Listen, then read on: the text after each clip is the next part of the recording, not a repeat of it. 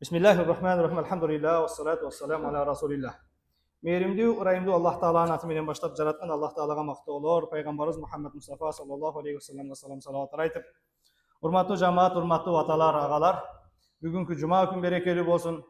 Жума күн менен бирге кош майрам деп Рамазан босогосунда турабыз, кечинде таравихтерди баштап. Мына ошол Рамазан айы кут болсун. Пайгамбарыбыз саллаллаху алейхи ва салам "Мен сама иманан ва ихтисабан гуфира лаху ма тaqaddama min zanbih." Ким жараткандан үмүтүн соогун үмүт кылып, ыйман менен орозо кармай турган болсо, өткөн күнөөлөрүнүн баардыгы кечирилет дейт. "Ва мен qama imanan ва ihtisaban gufira lahu ma taqaddama min zanbih." Кимде ким кечелери жараткандан соогун үмүт кылып, таравихке, куптанга, витр намазга, жамаат менен мешитке катыша турган болсо, анын дагы өткөн күнөөлөрү кечирилет дейт. Ушундай бир улуу күндөрдө бүгүн алгачкы кадам таштап 30 күн алдында орозо турат. Рамазан деген конок турат. Мына ушул конокту урматтап, сыйлап, ушул конокто менен мамилебизди бекемдесек, энеден жаңы туулгандай күнөөлөрдөн арылууга бир мүмкүнчүлүк турат. Жараткан Аллах Таала мына ушул ыйык Рамазан айынан алдыдагы мына ушул 30 күн болуп келген коноктон өз үлүшүн алгандардан кылып, Рамазан менен коштошкондо Кудайым буйрса, күнөөлөр менен кошо коштошуп, жаман адаттар менен кошо коштошуп, ошону менен бирге Алланын рахматына татыктуу болуп, Рамазандан пайгамбар уада кылган энеден жаңы туулгандай күнөөсүз чыкканды Аллахым баарыбызга насип кылган болсун. Урматтуу мекендештер, Рамазан дегенде адатта эркектердин мойнуна жүктөлө турган нерсе, бул мына ошол кечелери таравихке катышуу. Сен кайсы мешитке барасың, кайсы жерде окуйсуң, кайсы каарынын аркасында турасың, канча күн хатмы кыласың, Кудайым буйрса, мына шаарыбызда муфтияттын тапшырмасы менен, казыяттын тапшырмасы менен дээрлик чоң деп эсептелинген мечиттердин баардыгында, биздики сыяктуу орточо мечиттен баштап чоң мечиттерге чейин баардыгында мына ошол күнүнө бир парадан хатмы окулсун деген буйрук болду. Бул мына ошол муфтияттын, казыяттын тапшырмасы эмес, бул пайгамбардын тапшырмасы. Рамазан айында бир жолу хатмы кылуу сүннөт. Анан бир жерде 5 күн окуп, бир жерде 10 күн окуп, антип минтип, эми Куранга ашык болгон, Куранга сүйүүсү күчөгөн кээ бир өзгөчө инсандар бар. Булар бир ошол жекече өз алдынча ошентчи. Кичинерээк мечитте, башкада, бирок мына ошол жалпы коомчулуктун абалын эске алып, пайгамбарыбыз саллаллаху алейхи ва салам Рамазан айында бир жолу хатмы кылуу сүннөт деп айтат.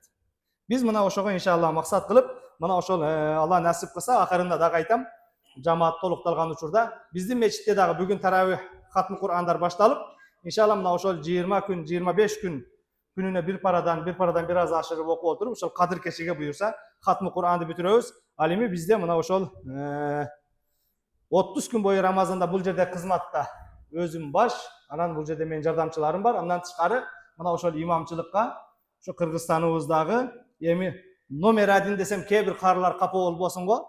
Ушул алдыңкы каары келип, мына ушул жерде бир 10 кырааттан ижазасы бар, 10 кырааттан Куран жаттаган, 10 кырааттан окуган, анан окута алган. Окугандар көп, окута алгандар жок. Биздин мына былтыр өзүңүздөр көргөнсүздөр, Зубайыр деген кары экен алып келгенбиз Стамбулдан. Быйыл дагы мына ошол атайын патхотун кылып, башкасын кылып даярдап алып келдик. Буйрса бүгүн кечинде мына ошол 7:30 келе бересиздер, таравихти баштайбыз. Мына ошол куфтан бакса бир аз эртерээк келсеңиздер, кээ бир түшүндүрмөлөрүн башкаларын бир кайталап, бул Рамазан, орозо, таравих бир жылда бир кылына турган амалдардан болгондугуна байланыштуу кээ бир нерселер унутта калат. Ошого эми кайсыл жерде болбосун хатмыга катышкан болсоңуздар, ошол утук. Кайсыл жерде болбосун, биздин мешитке келгиле деп чакыргандан алыспыз, бирок мына ошол эмне сөзсүз каерде болбосун ошол хатмыга башкаларга катышыңыздар. Бул кереметтүү Куран өзүнчө бир можиза, уккан сайын, өзгөчө бир уккулуктуу кылып уккан сайын адамдын жүрөгүн нурдантып, хидаятка, башкага бир эмне жетелей турган бир ушундай бир керемет. Мына ушул кереметтен кээде эми өзүбүз тамга тааныбайбыз, өзүбүз окуй албайбыз, бирок Рамазандын урматына биз үчүн бир шанс. Окуй албасак дагы, өзүбүз тамга тааныбасак дагы, жок дегенде ошол эмне туура окуган, так окуган, адашпай окуган каарылардын аркасында бир 20 күн туруп берип койгон болсок, бир чоң мүмкүнчүлүк. Пайгамбарыбыз саллаллаху алейхи ва салам асиямул Кур'ан, Кур'ан менен орозо кыяматта ээлерин шафаат кылат дейт. Орозо бул пенденин тозокко киришине каршымын, мен муну ачкачылыктан, чаңкагандыктан тосконмун, күндүн ысыгында мени деп жебестен, ичпестен кыйналып киргизген тозокко киргизбе деп шафаат кыла турган болсо, кереметтүү Кур'ан буттары таалаганча, чарчаганча мени окуган, мени уккан бул пендеңди тозоктон куткар дейт экен. Ошого эми өзүбүз окуй албасак дагы зор мүмкүнчүлүк бүгүннөн баштап кайсыл жерде болбосун мына ошол Кур'ан угууга, Кур'ан аркасында таравих, хатмул Кур'андарга катышууга баарыңыздарды чакырабыз. Бакара сүрөсүнүн 183 аятында Аллах Таала: "Я айюхаллазина аману кутиба алейкумус сиям кама кутиба алаллазина мин qablikum la'allakum tattaqun." О иман келтирген мусулмандар, ыйык Рамазан айында орозо кармоо силерге фарз кылынды, силерден мурдакыларга фарз кылынгандай, la'allakum tattaqun, таквалыгыңар күчөш үчүн, Кудайга жакындашыңар үчүн дейт. Шахру Рамадан аллази унзила фихил Кур'ан худан линнас ва байинатин минал худа вал фуркан фаман шахида минкум шахра фальясум. Бакара сүрөсү 185 аят. Рамазан айы адамдарга хидаят болуп келген, туура жолду баяндоочу болуп, көрсөтүүчү болуп келген ай. Ак менен караны, арам менен адалды айырмалап берүүчү Кур'ан түшкөн ай. Кимде ким мына ушул Рамазан айына күбө боло турган болсо, фальясумху, ал адам орозо кармасын. Бакара сүрөсүнүн 185 аяты. Пайгамбарыбыз саллаллаху алейхи вассалам буниял ислам аля хамсин. Ислам 5 негизге негизделген. Шахадатун ла илаха иллаллах ва анна Мухаммадан расулуллах. Исламдын биринчи 5 түркүгү бар. Ал 5 түркүктүн биринчиси бул ла илаха иллаллах Мухаммад расулуллах иман келтирүү. Ва икамус сала, намаз окуу, ва итаиз закат, закет берүү, ва хаджил байт, ман истата илейхи сабила. Мүмкүнчүлүгү барлар ажылыкка барып, ажылык амалын аткаруу. Ал эми ошол исламдын 5 негизги түркүгүнүн 5-инчиси бул саум Рамадан. Кимде ким тирүү, ден соолугу бар, аман, өлбөстөн Рамазан айына жеткен болсо, Рамазанда орозо кармоо исламдын 5 негизги фарзынын бирөөсү, урматтуу мусулман бир туугандар. Демек, ислам дини 5 негизги устумга, негизги тиргекке куралган болсо, ошол негизги мусулманчылыгыбызды далилдей турган 5 амалдын бирөөсү бул бүгүн бизге босогобузда турган Рамазан айында орозо кармоо экен, урматтуу мусулман бир туугандар. Үммөт бул кечеде бардыгы мына ошол эмне чогулуп кечинделери таравих окуй турган болсо, күндүзү орозо кармоого бардыгы бир ооздон Аллахтын буйругу, пайгамбардын буйругу деп баш ийет, урматтуу мусулман бир туугандар. Орозо деген сөз бул араб тилинде ас-саум. Тилдик мааниси ал-имсак, тыйылуу. Эмнеден тыйыласыз? Жеп ичкенден тыйыласыз. Адал болгон аялыңызга жакындагандан тыйыласыз. Ал эми шарияттагы мааниси бул мына ошол оозду ачып кое турган, жеп ичүү болсун, же болбосо мына ошол аялга жакындоо болсун. Кыскасы, буга чейин адал болгон нерселерден таң аткандан кечке чейин тосулуу бул орозо деген түшүнүктү берет, урматтуу мусулман бир туугандар. Орозо кимдерге фарз болот? Рамазан айында орозо кармоо адаан ва кадаан алаллазина тажтамиу фихи шурутул атия. Казасын болсун, убагында болсун аткарып берүү милдет болот төмөнкү шарттар табылган адамдарга. Алар кимдер? Биринчиси аякуна балиган, балагатка жеткен болуш керек. Фала юфтараду асияму аля саби. Жаш балдарга орозо кармоо милдет эмес. Балагатка жеткен инсандарга орозо кармоо милдет болот, бул биринчиси. Экинчиси аякуна муслиман, фала юфтараду алал кафир. Мусулман болуш керек орозо кармаш үчүн. Капырларга, теңирчилерге, ыймансыздарга милдет эмес. Ва аякуна акилан. Акылдуу болуш керек. Фала юфтараду алал мажнун. Жиндилерге орозо кармоо милдет эмес. Төртүнчү орозо фарз боло турган адам аякуна бидарил ислам. Ау кана алиман бивужубис сауми иза кана бидарил харб. Мусулман өлкөдө жашаган болуш керек дейт. Шарты мусулман эмес өлкөдө жашаса дагы Рамазан экендигинин кабарын билген болсо, анда ага дагы фарз болот дейт. Бүгүн биз Россияны мусулман эмес өлкө деп билебиз.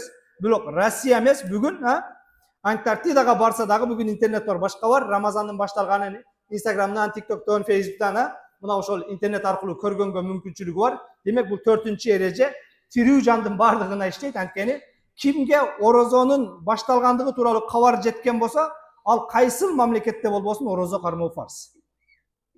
Kiteplerде Darul Harp'ta emi ilgeri bul janakı telefon jok malda, internet jok, bugünkü alamdaşı jok malda жазылып kalgan kitep. Al musulman emes өлkөдө жалгыз өзү жашап калса, ага кабар жетпегендиги үчүн орозо фарз болбой калуусу мүмкүн деген эмне? Жанакындай коркунуч бар, ихтимал бар. Ал эми бүгүн кайсыл мамлекетте, дүйнөнүн кайсыл бурчунда болбойлу, Марста болсо дагы бүгүн кабар жетип атат. Ошого демек бүгүн тирүү жандын бардыгына Рамазан айында орозо кармоо фарз.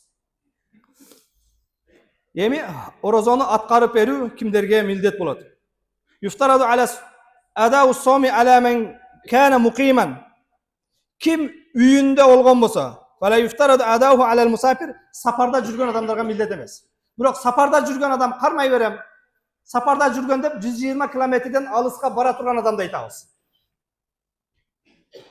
Бүгүн эми эртең менен Бишкекке бара турган болуп калдыңыз, орозону кармап алып самолет менен кетсеңиз деле, таксиде кетсеңиз деле кыйынчылык жок. Оз ачарга чейин жетип барасыз.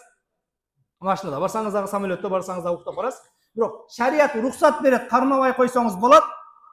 Бирок кыйынчылык жок кой, машинада уктап кете берем, же самолетте 1 саат эле учуп жетип алам деп туруп кармап койгон болсоңуз, вовремя кутулган болосуз, сооптуу болот. Бирок кармабаганга акылуусуз, укуктуусуз, күнөөкөр болбойсуз. Рамазандан кийин бир күн тутуп беришиңиз керек болот. Ошол жанагы сапарга чыккан күнүңүздө. Бирок кыйналбаймын, туура Аллах Таала уруксат берген. Бирок кыйналбагандыгым үчүн тута берейин деген болсоңуз, шарият ошол тута бергенди колдойт. Тута бергенди колдойт. Анан мусафирга уруксат эмес деп алып, шарт самолетке отуруш менен сууду ичип ачып бербеш керек, Эми суу менен тамак аштан көөлө проблема болбойт, Кээ бир эле бир туугандарыбызга ушул насвай менен сигарет проблема болбосо. Юфтараду адауhu ala men kana sahihan, fala yuftaraду adauhu ala al-marid. Ден соолугу чың адам орозо кармаш керек, оорулууларга милдет эмес. Оорулуу дегенде бүгүн канткенде дамыла орозо кармаймын деп эмес, канткенде орозодон кутулам деген суроолор көбүрөөк келет. Жо мындай болуп калса, жо мындай болуп калсачы дейт. Жо кармайсыз, жо мындай болуп калса, ушу уташнат этип, ушу акыры ушу тупикке апарып туруп, анда сиз кармабашыңыз керек экен деген жоопту берсең, биздин шумкардамыла жуда шарият жакшы билет да дейт. Каерде рухсат бар, бүт барын түшүндүрүп кенен айтат дейт. Канткенде тутам эмес, канткенде тутпаймын деген проблема бар адамдардачы. Канткенде тутам эмес, канткенде тутпаймын деген проблема бар. Оорулуу адамга орозо кармаган милдет эмес. Оорулуу адамга орозо кармаган милдет эмес. Бирок мына ошол кайсыл оорулуу дегенде өзүнө өзү диагноз коюп алгандар эмес. Же эптеп эле ушул врач деген статус бар бирөө диагноз койсо дагы эмес. Кудайдан корккон, чыныгы мусулман болгон бирөө диагноз койсо. Анткени бүгүн бизде жанакындай динге каршылар дагы толтура. Эптеп орозо карматпайын деп сизге орозо болбойт экен деп коюшу мүмкүн. Ошого саал карап, ишеничтүүрөөк врачка текшерилиңиз. Эгер ошол врач сиздин ооруңузга орозо зыяны күчөп кетет, ден соолугуңуз кыйналып калат деген болсо, анда орозону кармаган фарз эмес, ачкан фарз болот. Ден соолук аманат. Ошол нерсени эске алыңыздар, Бирок мына ошол өзүңүздөргө диагноз коюп алып, менин сахарым бар, менин давлением бар, мен кээде айтам, ушул бир жылда бир келген Рамазанга чыдабаган жан, ушул Рамазандын урматына чыгып кете бериш керек. Бир жылда бир келген Рамазанга чыдабаган жандын ушу чыгып кете бергени жакшы, Рамазандын урматына тозоктон кутулат. Бирок мына ошол албетте медицинанын сөзүн угабыз. Жанакы эмне ошол жанакы ишеничтүү врачтар эгер сизди жаныңыз аманат этият болуңуз деген болсо, тутпай койсоңуз болот. Бирок жанакы настин сигареттин айынан тутпай коюшун аргасын кылып, сахардын, давлениянын жанакы немесин мага көтөрүп келип албаңыз, дамыла муну мен тутсам болобу, болбойбу деп. Мен медик эмесмин, шариаттын көз карашын айтам. Өлүп кала турган оору болсо тутпай коюңуз, эгер андай эмес болсо тутуңуз деп айтабыз. Калганын ошол медиктер менен чечишесиз. Аялдарга орозо кармоо милдет болот эгер жанакындай үзүрлүү болбогон болсо, хайз, нифас көрбөгөн болсо. Балким андай аялдардын орозо кармоосуна биз эмне шарият тыюу дагы салат. Орозону кармоо качан туура болот? Орозону кармоо төмөнкү шарттар табылган учурда туура болот. Биринчиси бул ан янвия бис-сауми фил вакти лази тасиху фихи нiyya. Учурунда ниет кылып кармасаңыз орозо дурус болот. Орозонун өзүнүн ниет кыла турган учурлары бар, ошол ниет менен орозо дурус болот. Бирок ниеттин эң негизги орду бул жүрөк. Бир дамланын интернетте айтканын көрдүк. Эгер эртең менен орозо кармап атып, мен таң аткандан кечке чейин орозо тутууду ниет кылдым деп туруп, айтпастан эле оозуңду жаап жатып алган болсоң, ошол күнү кечке чейин бекер эле ачка жүрүпсүн, ниетсиз орозо болбойт деп жүрөт. Андай эмес. Эртеге орозо кармайм деп будильник койгонуңуз ошол өзү ниет. Бүгүн уже холодильникте толтуруп атасыңарбы? Ошол ниет. Завтрака не жейбиз, не коебуз, ушул жеңем менен машара кылып атканыңыздар, башка кылып атканыңыздар, жанакы уже бир катар печкаларды текшерип, даярдап холодильникке алып келип, ошонун өзү ниет. Будильник койгондун өзү ниет. Эч бир жинди түнкү саат 3-тө туруп тамак жебейт. Түнкү саат 3-тө туруп тез болокой жей коелу деп аткан болсом, ол деке азан айткычы. Демек ал орозо кармайм деп аткан сөз. Ошол ниет жарайт. Бирок о курсакты тойгозгондон кийин Аллахым таң аткандан кечке чейин орозо тутууну ниет кылдым, кабыл кыл деп койгон болсоңуз, бул нур үстүгө нур. Бирок айтпасаңыз, курсак тойдо мен Аллаху акбар жаттык деген болсоңуз, орозосуз. Анткени ошол маалда туруп чай ичкениңиз, ошол маалга будильник койгонуңуз, ошол маалга тамак биширип жегениңиздин өзү ниет болот иншалла. Түшүндүңүздөр? Бирок курсак тойгондон кийин тил менен Аллахым ушу бала чакам менен, аял неберелерим менен таң аткандан кечке чейин орозо тутууну ниет кылдык. Ушуну жеңил кыл, кабыл кыл, Аллаху акбар деген болсоңуз, бул нур үстүгө нур. Атакун ал-маррату тахирата минал хайди ван нифас. Орозо кармоо дурус болушу үчүн, кабыл болушу үчүн жанакы үзүрүү нерседен аялдар таза болгон болуш керек. Ва ан якуна саим халиан минал ашяи allati tufsidu siyam кал акл ва шурб вал жима ва ма фи хукми хазил ашя. Анан жанакы орозону кармаган адам кечке чейин шарият тарабынан тыюу салынган кээ бир иштерден оолак болуш керек. Бул мына ошол эмне? Жеш, ичиш, жана мына ошол өзүнүн адал болгон аялына жакындаш, жана ушуга окшогон орозону буза турган эмнелер бар? Амалдар бар ошолор. Анан бир бизде спорный болуп аткан, адамдардын жүрөгүн өйүп аткан, үкөл алып аткан бир туугандар бар. Үкөлдүн бардык түрү орозону бузбайт. Ал кандай жол менен алынбасын, глюкоза болобу, башка болобу, айырмасы жок. Ушул нерсени эске алыңыздар.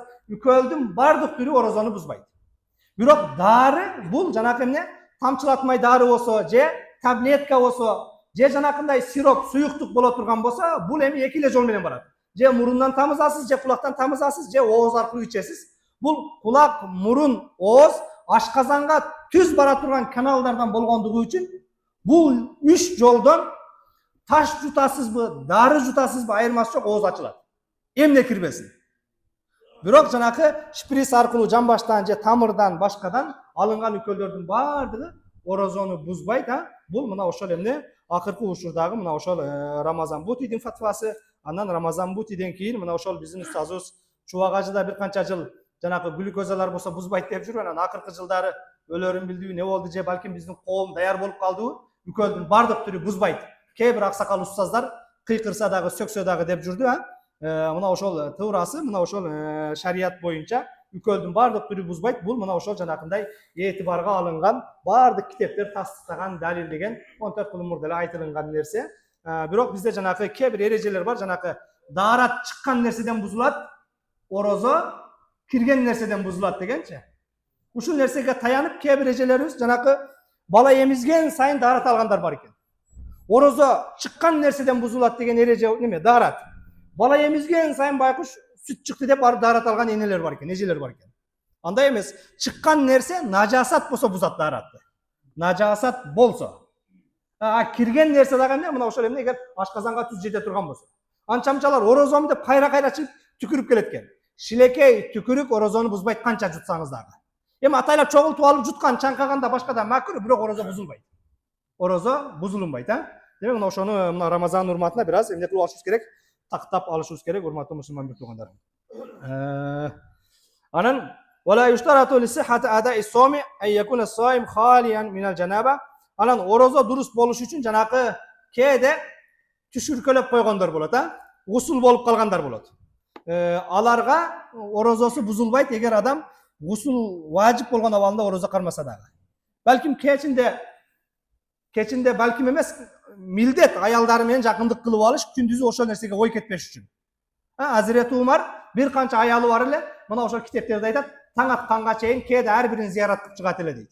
Күндүздүн күнү орозо кармаган учурда анысына барсам, мунусуна барсам деген мына ошол төшөк проблемасын ойлобостон чыныгы ихлас менен орозо кармайын деп, Ошол сыяктуу, сиздер дагы мына ошол жеңелерди ойлобой кармайм десеңиздер, ошол кечинде ошол шарият иштерин бүтүрүп алыш керек.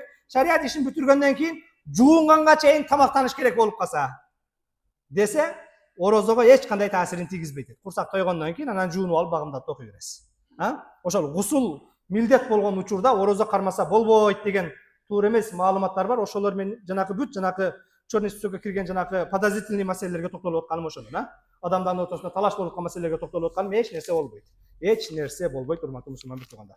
Андан кийинкиси бүгүн Кудайым буйрса мына ошол таравих намазы башталат дедик. Орозо боюнча кыскача ушундай. Анан 30 күн Кудайым буйрса бул жерде мына ошол таравада ортодо жылдагыдай эле салпка айланган 15 мүнөт сабагыбыз болот кечинде. Эми күндүзүн күнү мына азыр 1:30да токтотуп намазды баштайбыз. Анткени бете жетекчилер турат, башкалар турат, ар тармакта иштегендер бар.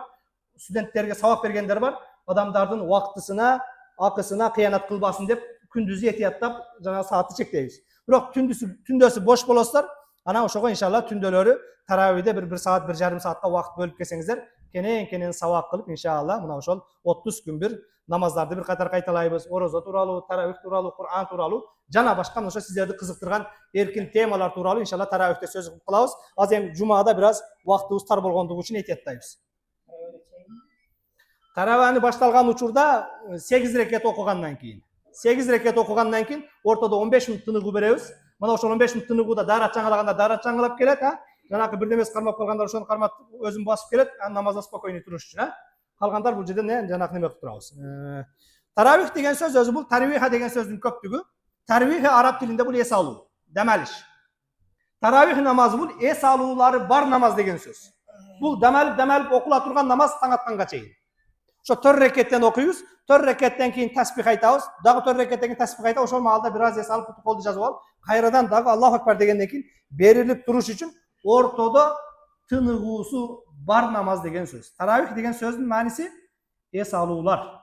Эс алуулар деген ошол ортодо тыныгуулары, эс алуулары болгондугу үчүн. Пайгамбарыбыз саллаллаху алейхи вассалам "Мен кама рамадана иманан ва ихтисабан гуфира лаху ма тaqaddama min zambi." Кимде ким Рамазан кечелерин ыйман менен Алладан сообун үмүт кылып ибадат менен өткөрө турган болсо, намаз менен анын өткөн күнөөлөрүнүн бардыгы кечирет дейт Имам Бухари, Имам Муслим риваят кылган. Таравих намазы бул ар бир эркекке жана аялга милдет болгон, сүннөт муаккада болгон намаздардан. Эркектер жамаат менен окуйт, ал эми аялдар өздөрүнүн үйлөрүндө окуйт. Таравих намазы бул 20 рекет. 20 рекет, 2 рекеттен окусак болот, 4 рекеттен окусак болот. Биз эми аксакалдарга, аталарга жеңил болсун деп 4 рекеттен окуйбуз. 4 рекеттен окуганда вакыттан бир аз экономия кылабыз. Ошого 4 рекеттен окуйбуз, болбосо 2 рекеттен бөлүп окусак дагы болот. Витр намазыны таравихтен алдын окусаган болот, кийин окусаган болот. Шариятта эки түр көз караш бар. Кимисин тандасаган боло берет, бирок эгер жамаат даканса катышып беребиз деген болсо, таравихтен кийин окуганыбыз жакшы. Анан көпчүлүгү таравихке чыдабайт экенбиз, витрди жамаат менен окуп алып кетели деген болсо, анда мына ошол таравихтен мурда витрди окуп алып туруп, андан кийин таравих окусак дагы болот. Бирок мына ошол эмне биз дайыма биздин эл эми ыймандуу эл, Рамазанга ашык болгон, намазга сүйүүсү күчөгөн эл чыдап берет деп эле жакшыраагын тандайлы деп таравихтен кийинге калтырып жүрөбүз, болбосо таравихтен мурда витр важитти окуп койсок дагы боло берет. Жана айтканымдай бүт мына ошол спорный маселелерди айтып атам. Таравихтин убактысы бул куфтандан кийин. Витр важиттен алдын болсо ham кийин болсо ham боло берет, бирок куфтандан кийин сөзсүз, Андан кийин таравихти түндүн жарымынан нар жака 12ден кийинкиге калтырып коюу макруh болот, анткени көпчүлүк адамдар чарчап уктап калгандыгы үчүн. Ошого биз куфтандан кийин заматта окуганыбыз, ошол адамдар жанакы түндө окуса сооптуу болот деп отуруп, тахажжуд мелге алып баралы деп отуруп, окубай койбосун деп куфтандан кийин сразу окуганыбыз мына ошол туурарак, анткени кечиктирген макруh болот. Кээ бирөөлөр чарчап уктап калат, же болбосо эртерээк окусак барып эс алып алып, эртеси күнү жумушуна башкага кете берет деген сөз, Эч кимге бир тоскоолдугубуз болбойт. Ар бир 4 рекеттен кийин олтуруп, ошол 4 рекет намазды канча мүнөттө окуйбуз? 4 мүнөттө окуйбузбу, 10 мүнөттө окуйбузбу? Ошончо убакыт олтурган сүннөт, мустахаб. Анткени таравих намазынын негизги максаты эмне дедик? Эс алуулары бар, дем алыштары бар намаз дедик. Ошондой эле мустахаб болот. 5-чи таравихден кийин дагы, 5-чи бул акыркы таравих бүткөндөн кийин дагы витр важип экөөсүнүн ортосунда дагы бир аз олтурган сүннөт болот, дем алып алып туруп, анан заряд менен туруп витр важипти окуш керек. Бул дагы мына ошол мустахабтарынан болгон мустахаб. Андан кийин кереметтүү Кур'анды Рамазан айында тасунну кыраатул Кур'ани битамамиги фи салати таравихи марратан фи шахр. Рамазан айында бир жолу баштан аяк Адан Яга чейин ошол биринчи беттен акыркы бетине чейин Рамазан айында таравих намазында бир жолу хатым кылган сүннөт. Ар 4 күндө, ар 3 күндө эмес. Түшүнүңүздөрбү? Ошого жанакы кээ бир мечиттер бир жумада бүтүрүп алар, анан кийин кеңири жүрөбүз дейт. Бұл Рамазан айында 30 күндө түшкөн кереметтүү Кур'ан. Алгачкы 5 күнүндө эмес. Ошого бул 30 күндүн ар бирин Аллах Таала өз өзүнчө фазилет берген, артыкчылык берген. Ошого ар бир күнүн текке кетирбешибиз керек. Ар бир күнүндө намазга бекем болушубуз керек. Ар бир күнүндө түндөлөрү Кур'ан укканга аракет кылышыбыз керек. Эми жыл 12 ай кыйын. Ушул жок дегенде орозонун урматына бул орозонун өзгөчөлүгү Кур'ан ушул айда түшкөн. Ушул Кур'андын туулган күнүнүн урматына 29 күн, 30 күн өзүңүздөрдү контролдоп, кечелери таравихке катышып бересиздер деп сиздерден суранып кетебиз. Имамыңыздар катары мына ошол нерсени талап дагы кылабыз, урматтуу мусулман бир туугандар. Фала ятрука кыраатыл Кур'ан битамамиги ликаслил кавм. Коомчулук жалкоолук кылып, жазда кеп калды, чарчап калдык. Быйыл хатмы Кур'ан кубай эле коёк, жөн эле кыскача эле акыркы 10 сүрө менен эле дамыл өзүңүз эле окуп коюңуз, Жузбай карын чакырбай дегендиги үчүн кереметтүү Кур'анды окуш калтырылынбайт дейт. Коом жалкоолук кылган болсо, жалкоолор бар дамалай бергиле деп туруп 5-6 да жалкоо эместер менен толук окуп койгон сүннөт күнүгө бир парадан дейт. Түшүнүңүздөрбү? Демек, бир параданды таштаганга болбойт. Бирок жанакы 5 күндө бүтүрөбүз, 10 күндө бүтүрөбүз дегендерди таштап койсо боло берет. Түшүнүңүздөрбү? Жамаатты тажатып албашыбыз керек, кыйнап албашыбыз керек. Пайгамбар саллаллаху алейхи вассаламга сахабалар бирөөсү арызданып келди. Я Расулалла деди, мынау деди, адашпасам Абузар деген сахабанын үстүнөн арызданат. Мен деди, кечке кудук казып иштеймин деди, деп адамдардын үйүнө кудук казып акча табап. Кечинде куфтанга барсам, мына Абузарыңыз деди, бир раса кыраат кылат куфтанда деди. Мен намазда туруп уктап кетем башка. Кыскараак окуса барып демалып, саар менен дагы кудук казганы барат элем деди. Пайгамбар чакырчы деди, Абузар чакырды эле. Афаттанун анта я Абузар. Абузар, сен не бу мусулмандарды бөлүп жаруучу, ызычуу чыгаруучу, мусулмандан ортосунда фитна чыгаруу, ызычуу чыгаруучу адамсыңбы деди. Кыскараак окубайсыңбы деди. Аркаңда бул иштегендер, башкалар чарчагандар бар экен деди. Намазда эң алсыздардын деңгээлине карайбыз. Анан таравих намазы сүннөт болгондугу үчүн кээде футорган аксакалдарды эмне олтуруп алып окусаңыз боло берет деп айтабыз. Анткени сүннөт намаздар, нафил намаздар олтуруп алып окуганга уруксат. Бирок ден соолугу жакшылар, башкалар чарчагандыгы үчүн бир айда бир жолу катмы курууду таштаганы болбойт. Анан мына ошол ар бир намазда пайгамбарга салават айтуу дейт. Бул мына ошол жанагы аттахияттан кийинки салават айтып атат. Бул эми бизде калбайт. Ошондой эле пайгамбарга дуа айтуу, анан рүкү саждалардагы тасбихтер да калып кетпесин дейт. Рүкүгө барганда 3 жолу Субхан Раббиял Азим дейбиз, саждада айтабыз. Кээде хатмы Кур'ан сүннөт деп отуруп, ушуларны бир жолдан айтып же айтпай эле, тездет төлкө шаршап жатып туруп эле, ушу тика турганда эле Кур'ан окуганды сүннөт деп алгандагы коомдор бар экен. Ошону четке кагып, рүкүсү рүкүдөй, саждасы саждадай болуш керек деп бул китептер сүйлөп атат. Аны мен сиздерге ортомчу болуп жеткирип атам, урматтуу мусулман бир туугандар.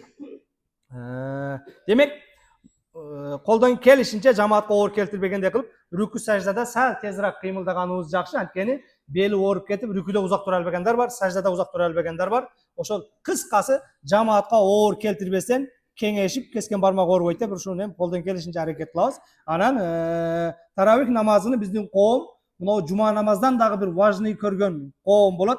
Таравихке аябай активдүү катышат, бирок 5 убак намазда бир аз жалкоолук кылып койгондор бар. Ушуну да тактап алалы. Таравих намазы бул сүннөт намаз. Таравих намазы бул сүннөт намаз, ал эми багымдат бул фарз намаз. Ошого таравихке эмес, сиз көбүрөөк багымдатка кызыктар болуң. Сиз көбүрөөк пешинге кызыктар болуң. Көбүрөөк шамга, куфтанга кызыктар болуң. Таравих намазы алардан 1 ступенька, 2 ступенька төмөн турат. Ошол нерсени эске алыңыздар. Орозонун урматыга деп эле таравихке бекем келип калат, анан таравих бүткөн күнү бетте да шуңкар дамлап 4-5 аксакал менен калат. Ошого таравихке эмес, сиздер 5 убак намазга көбүрөөк келгенге аракет кылыңыздар. Субхан раббика раббил иzzati amma yasifun. Ва саламун алал мурсалин. Алхамдулиллахи раббил аламин. Аллахым өзүңдөн жалбарып суранабыз, иман исламда кадамдарыбыз бекем кыл. Билип билбей кылган күнөөлөрүбүздү кечир. Бүгүнкү жума күнүн берекелүү кыл. Рамазан босогосунда турабыз, кирип келген Рамазан айын куттуу кыл. Аллахым ушул Рамазан айында Рамазандан өз үлүшүн алгандардан кыл. Рамазандын урматына Аллахым мына ошол күнөөлөрү кечирилгендерден кыл. Рамазандан чыкканда күнөөлөрдөн арылып, энеден жаңы туулгандай болуп чыкканды баарыбызга насип эт, я Раббана Раббал аламин. Аллахым Рамазан айында бул бир туугандарымдын, аталарымдын, агаларымдын жүрөктөрүндө кандай дуа тилек максат болгонсо өзүң кабыл кылып, өзүң жардамчы болгон. Аллахым жетекчилерибизге иман инсаф бергин. Бизди туура жолго жетелешин өзүң насип эткин. Аллахым биз карапайым элдерди мына ушулардын аркасынан колдоочу болуп, кубаттоочу болуп, жардамчы болуп, ээрчигенди өзүң насип эт, я Раббана Раббал аламин. Аллахым элибизге, жерибизге тынчтык бер, амандык бер, береке бер. Ар кандай бала апаттардан, оору сыркоолордон, жамандардын көзүнөн, сөзүнөн өзүң сактап, өзгөчө Аллахым мына ошол бизге көз арткан кошуна өлкөлөр менен чек арада турабыз. Мына ошол чек ара маселелери чечилгени турат. Ушуларды дагы биздин элибизге, жерибизге пайдалуу кылып, Bugünü musulmanlar biri-birine kural kötörбөстөн, biri-birine kol salбастан, biri жаш балдардын канын төкпөстөн, эсен аман чечишип ушу кошуналар менен ынтымакта, биримдикте жашаганды өзүң бизге насип эткин. Ва саллаллаху тааля аля Muhammed ve ala alihi ve sahbihi ecmaîn. Bi rahmetike ya erhamer rahim.